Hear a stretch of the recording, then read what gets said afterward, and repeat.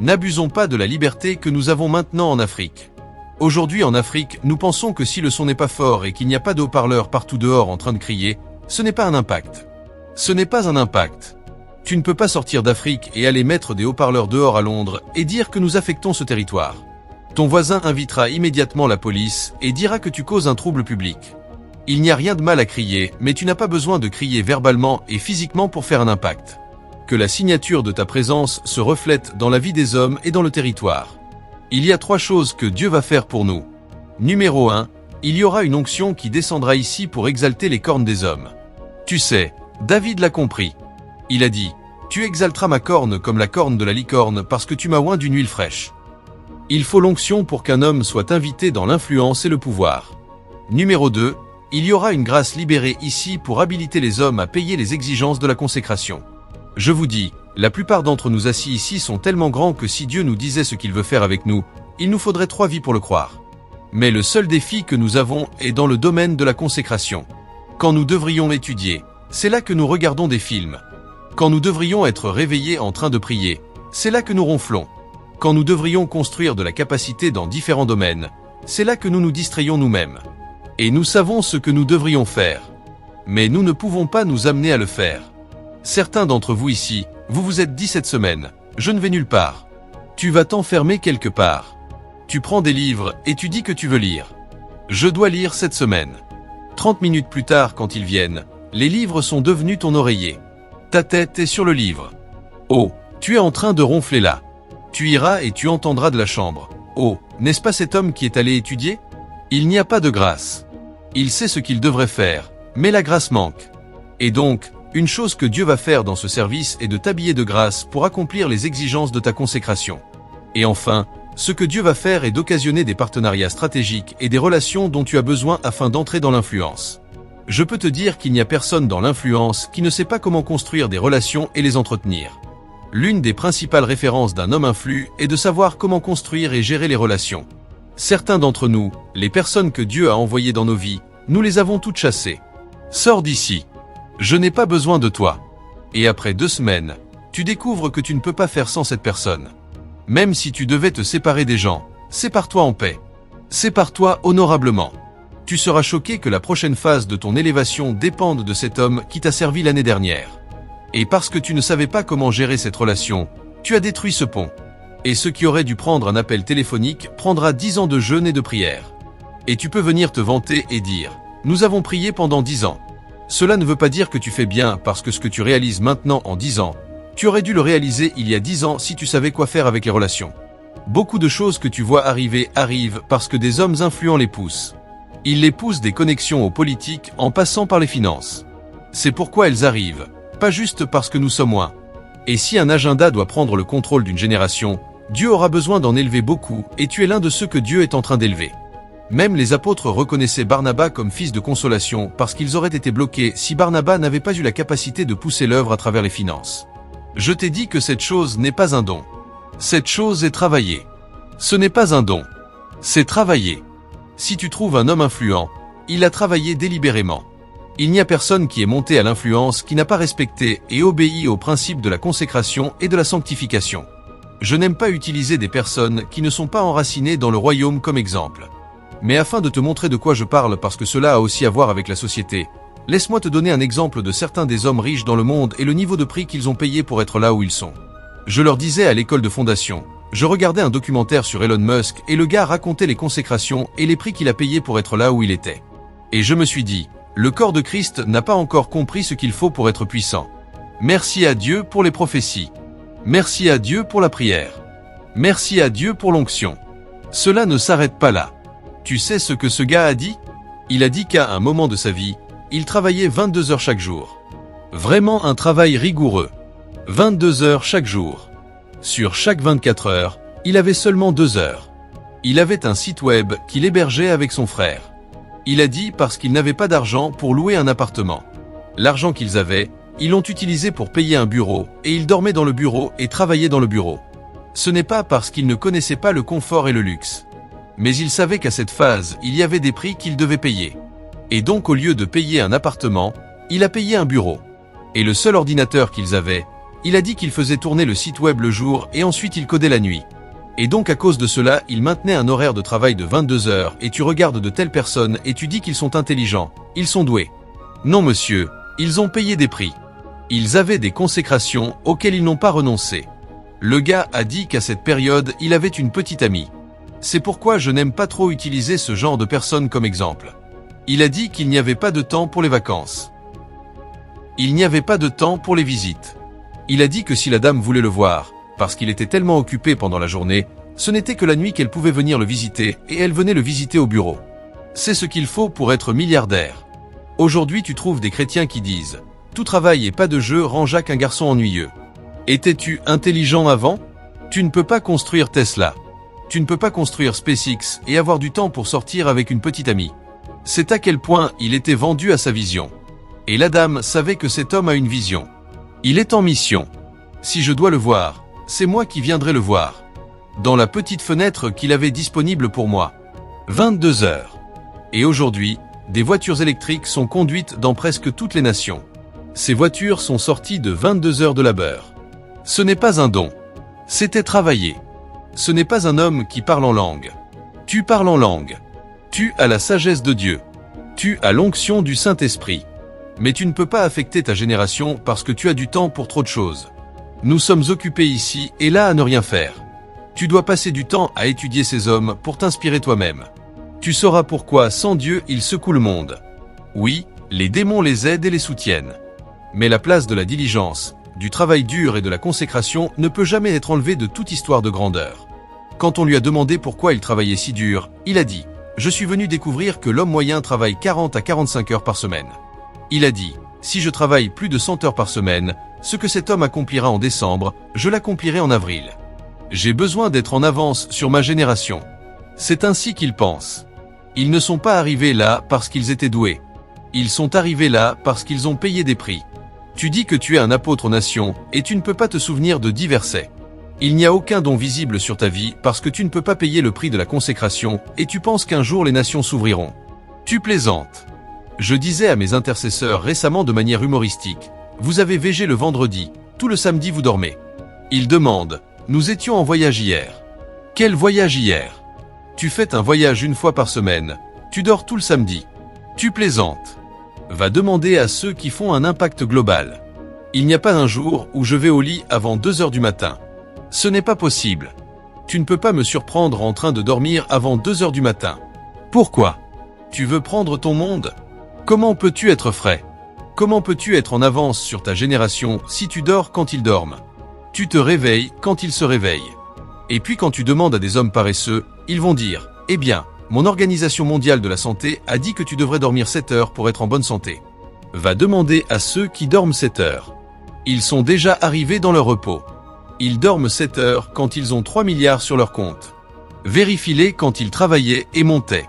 Va lire l'histoire de Bill Gates. Son ami disait que parfois quand tu viens à son bureau, les 2 heures de pause qu'il a l'après-midi, il tombe sous sa table. Il dort là parce qu'il est habitué à marcher toute la nuit et toute la journée. Ce ne sont pas des hommes du royaume. Ce ne sont pas des hommes oints. Ce sont des hommes qui n'ont même pas le christianisme comme religion. Ce sont des hommes qui travaillent si dur pour faire avancer l'agenda des ténèbres. Pourtant ils comprennent la place de la diligence. Toi tu es ici en disant « Ah, le Saint-Esprit est en moi. Je suis oint et tu paresses et tu penses que tu prendras ton monde. » Non.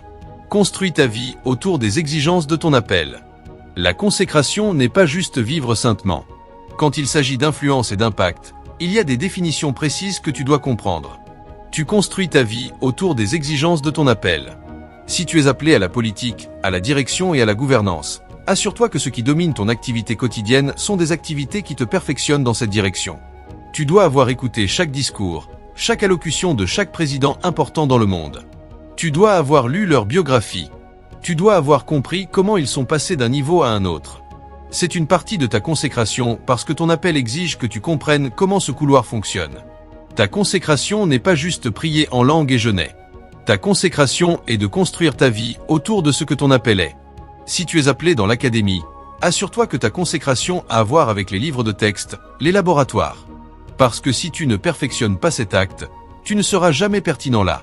Parce que dans ce couloir, ils ne te respectent pas juste parce que tu as un titre. Ils te respectent à cause de ce que tu as en haut. Tu ne peux pas dire que tu es appelé à être professeur de médecine ou professeur d'ingénierie et que tu n'as pas ta vie autour de ces livres, de ces pratiques, de ces expérimentations et tu espères réussir. Si tu es appelé dans les affaires, ta consécration exige que tu construises ta vie autour de tout ce qui a à voir avec les philosophies d'affaires, les principes d'affaires et les géants économiques. Tu dois pouvoir les citer. Tu dois pouvoir comprendre leur philosophie. Tu dois pouvoir comprendre leurs histoires et comment ils sont devenus ce qu'ils sont. Si tu veux jamais rêver de monter à ce niveau, c'est la première chose à propos de la consécration. Quand je te regarde et que ta vie est dispersée et que je ne peux pas trouver ton appel dans ton mode de vie, je sais que tu n'iras nulle part. Quand tu rencontres un prophète, son mode de vie devrait te dire qu'il est un prophète avant qu'il se présente. Quand tu rencontres un homme d'affaires, son mode de vie devrait te dire qu'il est un homme d'affaires avant qu'il se présente. Quand tu rencontres un intercesseur, son mode de vie devrait te dire qu'il est un intercesseur avant qu'il se présente. Tu ne peux pas dire que tu es un intercesseur et que tu es partout, allant à toutes les réunions, à toutes les fêtes d'anniversaire, à toutes les croisades avec tout le monde. Tu ne sais pas ce que cela signifie d'être un intercesseur. Quand tu rencontres un ministre de louanges, il entend des chansons, il entend des sons, il fait des beats. Il rentre à la maison. Si tu entres dans son salon, tu vois un mini-studio là. Son but n'est pas d'avoir des chaises exécutives dans le salon. Tout autour de sa vie est la musique et orientée musique. Il peut dormir dans le studio. Il passe un bon moment. Il n'a pas besoin d'un lido. Beaucoup ne comprennent pas les exigences de la destinée. Écoute, la prière est bonne. C'est générique. L'étude de la parole est bonne. C'est générique. Mais en plus de tout cela, ta vie doit tourner autour de ton appel. Si tu vérifies chez moi, tous mes amis, sinon tous, au moins 80% sont soit pasteurs soit brûlent pour Dieu à cause de là où je vais. Tous mes mentors sont des ministres. C'est pourquoi tu m'entends.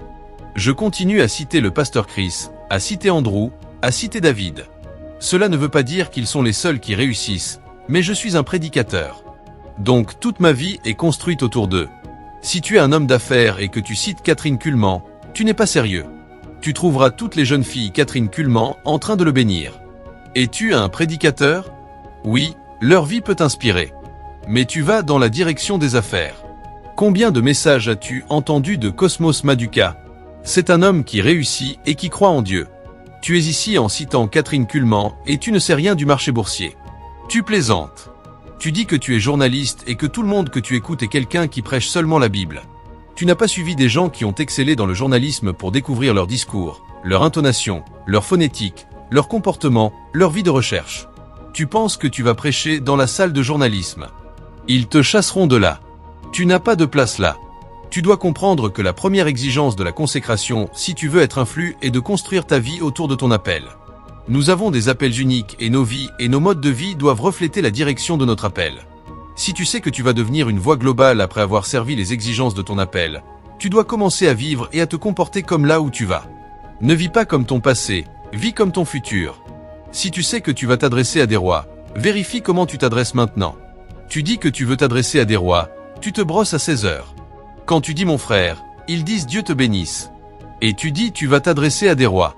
Tu te réveilles, tu es débraillé, tes vêtements ne sont pas repassés, tu portes le même t-shirt que tu as porté pendant la semaine dernière et tu dis, eh bien, là où nous sommes appelés à nous adresser à des rois et à des monarques et à des dirigeants, les rois viendront à l'éclat de notre levée. S'ils viennent et que ta bouche sent, ils partiront. Je te dis cela parce que nous avons réduit la consécration à prier pendant 10 heures. Nous pensons que c'est tout ce qu'il y a à propos de la consécration. Tu plaisantes. La prière est pour tout le monde. Mais il y a des consécrations uniques pour des appels spécifiques. Il y a des conduites et il y a des éthiques pour chaque description de travail et chaque appel. Tu dois te construire pour commencer à vivre comme le futur dont tu rêves. Je n'ai pas commencé à bien m'habiller aujourd'hui. Demande à ceux qui me connaissent depuis l'école primaire n'importe où. Dis-moi, viens, allons au marché. Je prends ma cravate. Je prends ma chemise. Je mets ma ceinture et je te suis là-bas. Je le savais tôt dans la vie. C'est pourquoi beaucoup de gens dorment jusqu'à ce que leur bulle les réveille et ils apparaissent bloqués. La consécration. Si nous faisions un sondage maintenant et demandions aux gens où penses-tu que Dieu t'emmène, nous serions choqués de ce qu'ils diront. Beaucoup de gens te diront, Dieu m'a dit que je dois former des présidents. Tu dois former des présidents. Combien de livres as-tu lus sur le leadership? Eh bien, le Saint-Esprit m'a dit. Le Saint-Esprit qui te parle t'encouragera à lire, parce que pour parler au président, tu dois avoir mis des choses ici. La personne qui est appelée à parler au président, tu le verras, sa chemise n'est pas repassée. Pas parce qu'il n'a pas de vie. Il est trop négligent pour prendre soin de lui-même. Et c'est un président qui prend soin d'une nation que tu veux former. Les anges te regarderont et riront. Je dis, ok, peut-être dans la vie prochaine. Tu es appelé à former des présidents et tu es comme cela. Combien de présidents as-tu écouté pour savoir comment ils pensent? Il n'en a pas eu un. Nous utilisons la religion pour couvrir beaucoup de choses et notre échec nous révèle que ce que nous savons ne fonctionne pas. Je te dis cela parce que Dieu veut élever des hommes dans différents secteurs. Le Saint-Esprit me trouble. Il dit, je veux élever des hommes dans l'économie. Je veux élever des hommes dans le gouvernement. Je veux élever des hommes dans les médias. Mais ils ne sont pas prêts. Vois-tu pourquoi le système du monde considère l'Église presque comme une nuisance? Parce qu'en ce qui les concerne, nous ne faisons que chanter quelques hymnes et louanges et crier en haut et en bas. Ils ne voient pas notre impact dans la société. Et donc une génération doit se lever qui a le pouvoir de créer des changements physiques et existentiels dans la société. Quand ils entendront parler d'une politique qui a résulté en une avancée dans la société, ils la traceront à un homme qui porte le nom du Seigneur. Une génération doit se lever qui a le pouvoir de créer des possibilités qui avancent et améliorent la société. Le christianisme n'est pas juste chanter des hymnes et prier. Le christianisme est affecter et transformer une civilisation. Jésus parlait, et il n'a pas dit « vous êtes la lumière du ciel ». Le Saint-Esprit est la lumière du ciel. Il a dit « vous êtes la lumière du monde ». Une ville située sur une colline ne peut être cachée. Donc notre signature doit aussi se refléter dans nos sociétés. Quand ils disent qu'un gouverneur a créé un système qui a amélioré l'économie, que le nom de ce gouverneur soit aussi Nathania.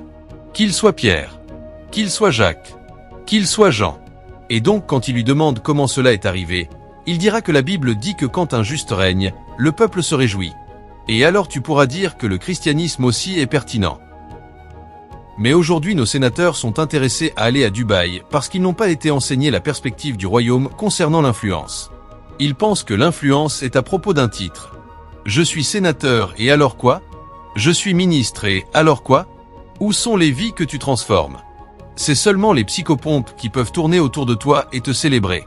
Ceux qui connaissent la pertinence et la signification des choses, quand ils te regardent, ils abhorront ton existence parce que tu ne connais pas le but du manteau que tu portes. Ta position de sénateur ne signifie rien. Ta position de ministre ne signifie rien.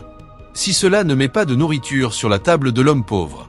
Si cela ne crée pas des politiques qui avancent le bien et améliorent la société. Si à la fin de tes 8 ans en tant que sénateur, tout ce que tu es sorti de la chambre avec était un titre. Tu n'as jamais existé. Tu étais un homme mort qui travaillait. La capacité de transformer la société est ce qu'est l'influence. Et la raison pour laquelle la grâce de Dieu élève les hommes n'est pas pour qu'ils aient une position dont ils se vantent. La raison pour laquelle la grâce de Dieu élève les hommes est pour qu'ils puissent porter des manteaux, entrer dans des positions qui leur donnent l'autorité de changer la société. C'est pourquoi nous leur commandons à volonté. Parfois quand tu ressens cette chose tellement, tu enlèves maintenant ta veste et tu la lances parce que tu es libre de jouer avec. La raison est parce qu'il est un ennemi vaincu. Parfois quand tu sens cette chose si forte sur toi, tu sais, tu peux en faire un désordre de lui. S'il a osé embêter cette personne pendant 5 ans, quand tu veux le chasser, tu es libre de le punir pendant un moment. Parfois tu fais comme ceci, la personne tombe. Tu fais comme ceci en 4 secondes. Prends-le et la personne tombe. Amuse-toi parce que le gars a été traité. Quand tu viens pour un service de guérison, tout le monde fronce les sourcils, essayant de recevoir quelque chose, essayant de recevoir. Oublie la lutte. Détends-toi. Détends-toi. Détends-toi. Tu ne peux pas payer le prix. C'est pourquoi Dieu a payé. Peux-tu porter la croix de la maison de Pilate jusqu'à Dieu? Peux-tu endurer le fouet sur le dos? La peau a été arrachée. Il a été vidé de son sang. Sais-tu ce que cela signifie? Il est entré en état de choc. Il est entré en arrêt cardiaque. Et pour empirer les choses, il est resté suspendu à la croix pendant 6 heures en luttant pour respirer. Et après 6 heures, il n'en pouvait plus. Il a rendu l'esprit. C'est ce qu'il faut pour guérir un mal de tête. Ce n'est pas du cancer dont je parle. Pour guérir un mal de tête, cela a pris tout le processus. Et comme si cela ne suffisait pas, quand il est mort, ils ont scellé le tombeau parce qu'ils ont dit « Ce menteur a dit que le 3e jour, il ressuscitera ». Nous ne voulons pas que ce dernier mensonge arrive parce que cela rendra son mensonge plus fort. Mais le 3e jour, la Bible dit que l'ange est descendu du ciel et a roulé la pierre. Et il a dit « Celui qui était mort est revenu à la vie ». Et il a dit « Quand les disciples sont venus le chercher dans Matthieu 28 verset 5, il a dit « Pourquoi cherchez-vous parmi les morts celui qui est vivant ?» Il a dit « Il est ressuscité. Il n'est plus ici. Il est ressuscité comme il l'avait dit. Il est ressuscité comme il l'avait dit. Et s'il est ressuscité comme il l'avait dit, de la même manière qu'il a dit que tu es guéri, tu es guéri. Rien ne peut l'arrêter. Parce que si la mort n'a pas pu le retenir captif, le cancer ne peut pas rendre sa parole nulle. Sa parole ne peut pas tomber devant le cancer. Sa parole ne peut pas tomber devant la cécité parce que la mort elle-même n'a pas pu le retenir captif. S'il dit qu'il ressuscitera et qu'il est ressuscité, s'il dit que tu es guéri, tu es guéri. Tu peux compter dessus. C'est l'évangile. Ouais. Et donc ce que nous faisons dans les services de guérison, c'est de se l'approprier. C'est de se l'approprier. C'est tout ce que nous faisons. Et l'une des façons de se l'approprier est par la table de communion. Dans Luc chapitre 22 verset 20, il a dit quand ils étaient assis, il a rompu le pain, il le leur a donné et il a dit mangez. Il a dit, ceci est mon corps qui est rompu pour vous. Et il a dit de la même manière, quand il a eu fini, il a pris la coupe, il a rendu grâce et il la leur a donné à boire. Il a dit, ceci est le sang de la nouvelle alliance. Le sang est le témoignage des œuvres accomplies que le péché est traité, que Satan est traité et le pain est le gage de ta rédemption. Parce que son corps est rompu, ton corps ne peut plus être rompu. C'est pourquoi Paul a dit dans 1 Corinthiens 11 verset 23, « Je vous ai transmis ce que j'ai reçu, que le Seigneur Jésus, la nuit où il fut livré, prit du pain, et après avoir rendu grâce, le rompit et dit, « Prenez, mangez, ceci est mon corps qui est rompu pour vous. » Et de la même manière il prit la coupe et rendit grâce. Et quand il eut bu, il la leur donna à boire. Et il dit, « Ceci est le sang de la nouvelle alliance. » Le mot-clé là n'est pas la répétition de ce qui s'est passé dans Luc. Le mot-clé est au verset 26. Il a dit, « Aussi souvent que vous faites cela, vous annoncez la mort du Seigneur. Aussi souvent que vous faites cela, vous appliquez l'alliance. » Donc quand nous nous asseyons autour de la table de communion, ce n'est pas un rituel. Quand nous nous asseyons autour de la table de communion, nous appliquons l'alliance qui a été faite pour notre vie victorieuse. Nous annonçons sa mort et sa résurrection. Quand nous nous asseyons autour de la table de communion, c'est en réalité un voyage dans l'invincibilité. Tout ce que Christ a payé, nous ne souffrirons plus jamais pour cela et cela deviendra un droit dans lequel nous marchons. Donc nous ne supplions pas Dieu pour que les choses se fassent. Il nous a déjà trop aimés et il ne voulait pas que nous supplions. Donc il est mort alors que nous étions encore pécheurs. Quand nous devions supplier, il ne nous a pas laissé supplier. Il est mort avant même que nous sachions demander la miséricorde. Et maintenant qu'il est mort, il nous a amenés dans la vie victorieuse. Dans ce royaume de vie, nous donnons des commandements. C'est pourquoi il dit de chasser les démons. Chassez-les. C'est un commandement. Tu ne vas pas négocier avec eux. Chassez-les des gens parce qu'il a fait de toi un roi et un sacrificateur. Quelqu'un refusera à partir d'aujourd'hui et il dira, « Je ne serai pas juste guéri. Je ne serai plus jamais malade parce que c'est possible. » Il y a 4 niveaux dans cette opération. Le premier niveau est quand tu es malade et que tu essaies de discerner la cause et d'appliquer l'antidote. Le deuxième niveau est quand tu le comprends et que tu l'appliques et que tu reçois ta guérison. Le troisième niveau est quand, par les œuvres accomplies de Christ, tu construis une conscience et tu gardes ta guérison. Écoute ce que je viens de dire. Tu es malade. Tu ne savais pas ce que Jésus a fait pour toi. Et donc tu as pris du temps pour examiner l'Écriture et découvrir pourquoi tu étais malade et ce qui a été fait pour ta guérison. C'est le premier niveau. À ce niveau, tu essaies de recevoir ta guérison. Le deuxième niveau est que tu l'as maintenant compris. Tu l'as maintenant appliqué. Tu as reçu ta guérison comme beaucoup le feront ce matin. Et puis le troisième niveau est que tu n'as pas juste reçu ta guérison, mais tu as construit une conscience. Donc tu gardes ta guérison. Tout cela est la maternelle. C'est pourquoi je dis que la guérison est le pain des enfants. Ce sont les enfants qui ont besoin de guérison. Les anciens ne tombent pas malades. C'est pourquoi je dis, si tu es malade, va vers les anciens. La raison est que quand tu maîtrises cela, tu découvres alors qu'il y a une opération plus élevée. L'opération plus élevée n'est pas la guérison. On l'appelle la santé divine. Et la façon dont la santé divine fonctionne, ce n'est pas en appliquant juste la croix. Non, cela est un niveau inférieur. Ce qui se passe, c'est qu'il a dit, quand tu sais cela, alors tu commences à vivre la vie de Dieu. Dans Romains 8 verset 11, il dit, si le même esprit qui a ressuscité Jésus d'entre les morts habite en vous, il vivifiera aussi vos corps mortels par son esprit. Ce qu'il dit, c'est que si c'est vrai que cet évangile que nous prêchons n'est pas un mensonge, la façon dont tu le prouves n'est pas en le prêchant. Il a dit la façon dont tu le prouves est en le vivant. Parce que le même Saint-Esprit que tu affirmes avoir ressuscité Jésus d'entre les morts. Si ce Saint-Esprit est en toi, tu ne seras pas malade au point d'avoir besoin de guérison.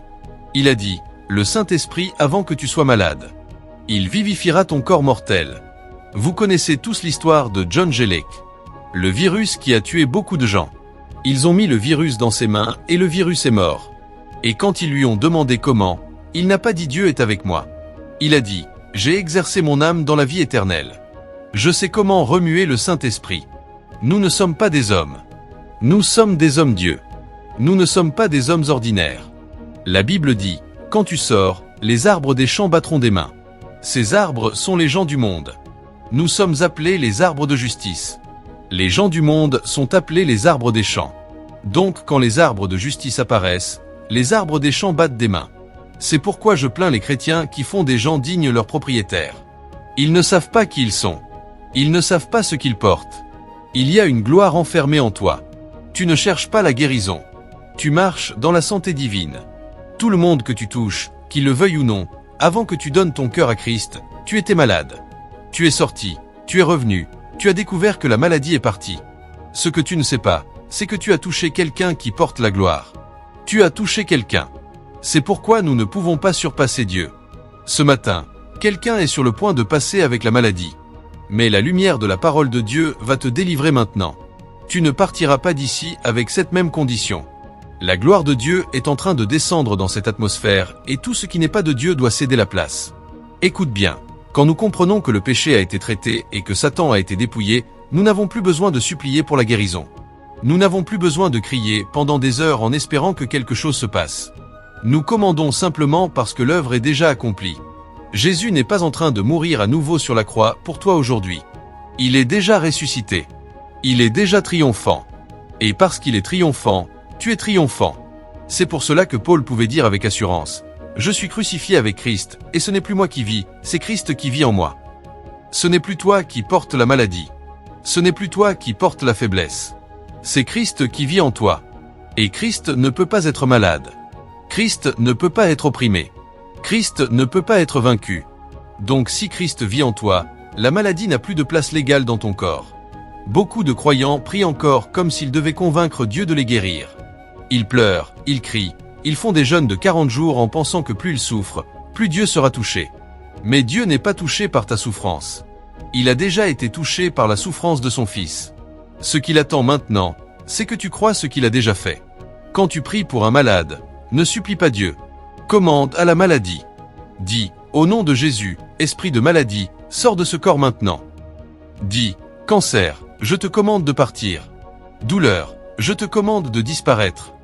Parce que ce n'est pas toi qui guéris. C'est la puissance du nom de Jésus qui est déjà victorieuse qui agit à travers toi. J'ai vu des gens venir avec des tumeurs visibles. Ils arrivaient courbés, marchant avec difficulté. Et après une simple parole, au nom de Jésus, sors, la tumeur commençait à fondre devant tout le monde. Pas parce que j'ai prié longtemps, pas parce que j'ai crié fort, mais parce que la cause avait déjà été traitée à la croix. C'est la même chose pour toi aujourd'hui.